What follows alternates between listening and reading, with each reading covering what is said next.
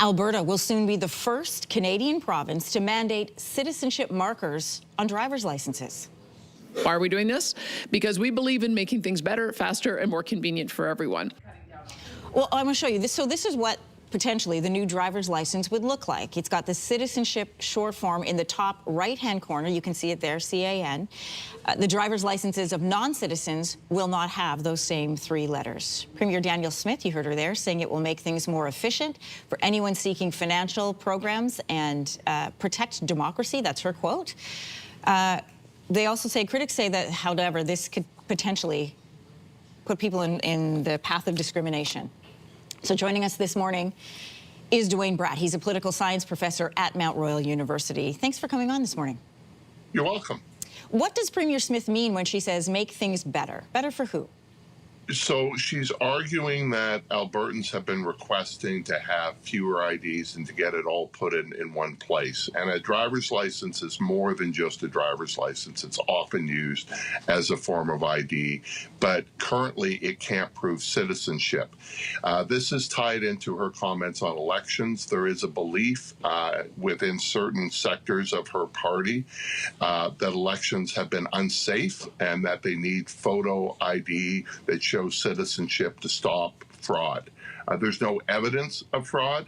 Nevertheless, there is a belief, largely spurred since 2020 by Donald Trump's allegations that the 2020 election was stolen, that elections in Alberta are being stolen or are being adversely impacted. That's one of the major drivers here. DP critics have said that this is going to lead to more red tape. What kind of logistical issues could lead could this lead for people in Alberta? Not to mention the fact that, you know, you could be in the process of getting your citizenship. That could take a couple of years. So for a couple of years, even though you've lived here for a while and you're in process, it's not going to say that you're a Canadian citizen. I still try to figure out. Yeah, there's some privacy concerns as well. Yeah. The purpose, and the privacy commissioner actually put out an extraordinary statement yesterday saying that her office had not been consulted on this and they're doing a full investigation. And the privacy commissioner is established by the legislature, not by the government. So it's at an arm's, it's independent, and we'll have to see how they go about, because now you're giving information to drive a car, and this has nothing to do with driving a car, because non-citizens can get driver's licenses. Well, There's and when also concern that this is about targeting immigrants. And there is currently a panel going around Alberta called the Alberta Next Panel, chaired by Danielle Smith. One of its topics is immigration. And in the video, they're talking about the removal of social services from immigrants that don't meet Alberta values, whatever that is supposed to mean.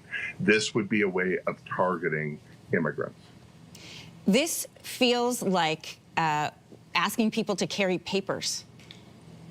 Yes, very, very much so. And so we're seeing backlash from immigrant groups. We're seeing it from privacy groups. It's supposed to be implemented in 2026. There's all sorts of logistical challenges. I just got my driver's license renewed last week. So that's good for 5 years. Other driver's licenses can be renewed for 10 years. If you're born in Alberta, they already have records of your birth. But if you're born in the rest of the country, sometimes you actually have to search to get those documents. And if you're born outside of Canada, that's going to make it even tougher. So I want to see how this whole thing plays out. Yeah, and to your point about what a driver's license initially is used for, if you're at a traffic stop and you've been speeding, I don't think it matters whether you're a Canadian citizen or not.